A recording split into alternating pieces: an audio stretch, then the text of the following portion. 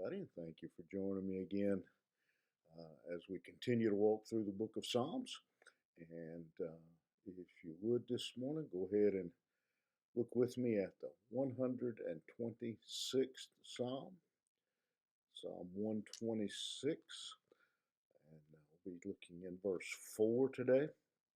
And again, just to remind you, this psalm is a psalm um, written um, most likely when the Israelites came out of their Babylonian captivity and came back to Jerusalem. And so it is a song um, when God intervenes, when God delivers you and teaches us how to praise Him, how to live for Him after a situation like that where God has stepped in and rescued us. In verse 4, the psalmist says, "Turn again our captivity, O Lord, as the streams in the south."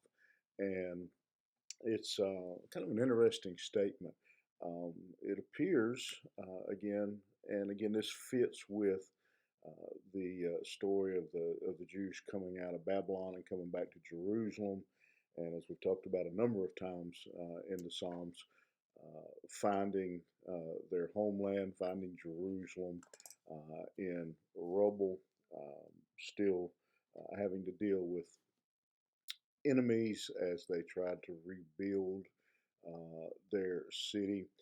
And so, as the original joy um, that they had from being um, delivered was quickly um, beginning to go away as they now looked at, again, what was left of their city. It's reminiscent of when the Jews were delivered from their Egyptian bondage.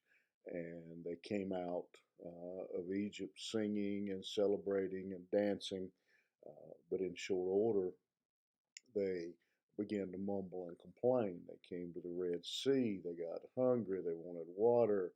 All those things.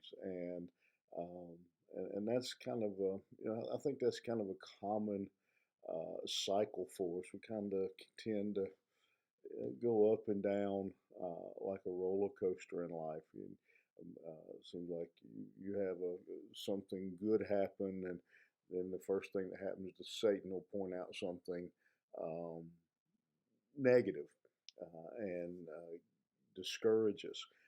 And that's what happened to the Jews. All the joy of coming out of 70 years of captivity was quickly dashed when they got home and saw what 70 years had done to their city, to their homes, to their temple.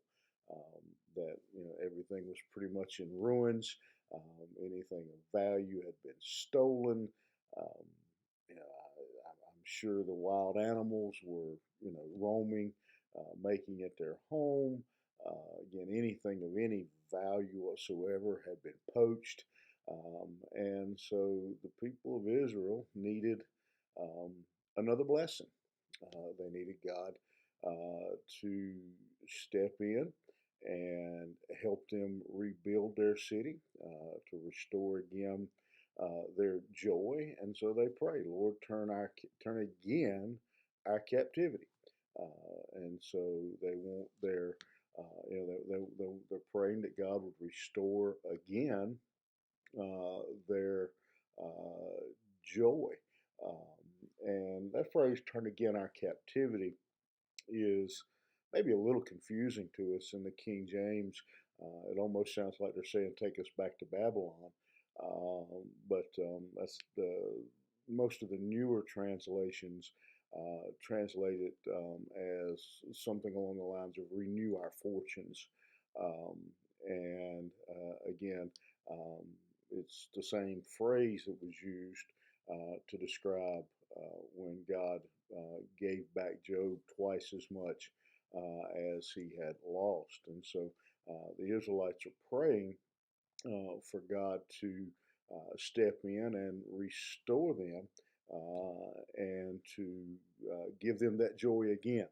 That joy we had yesterday when we were coming out of Babylon, we need a new dose. We need a fresh wind from from God, and I think we can identify with this phrase, this verse in this psalm. There's probably some people joining here today who yesterday was a great day.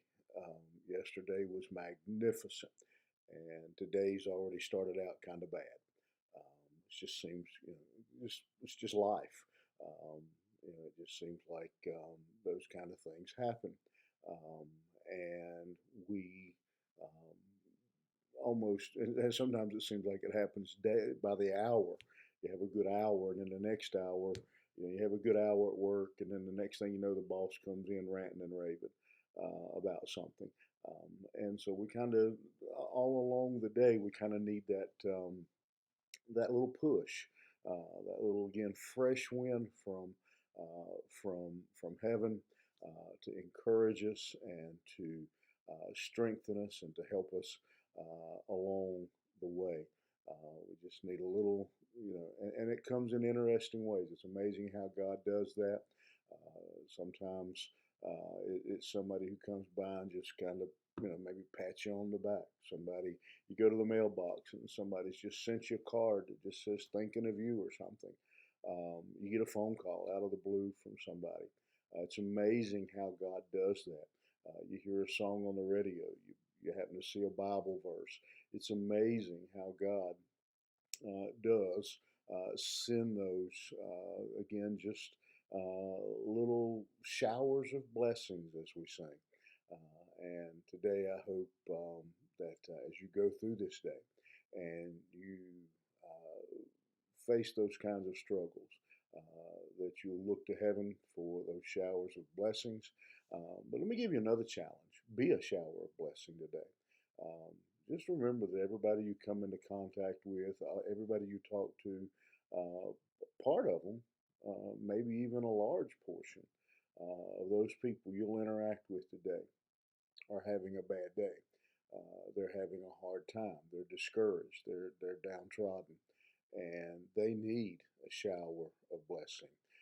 Let's be that shower of blessing today for those around us, for our family, for our friends, our coworkers.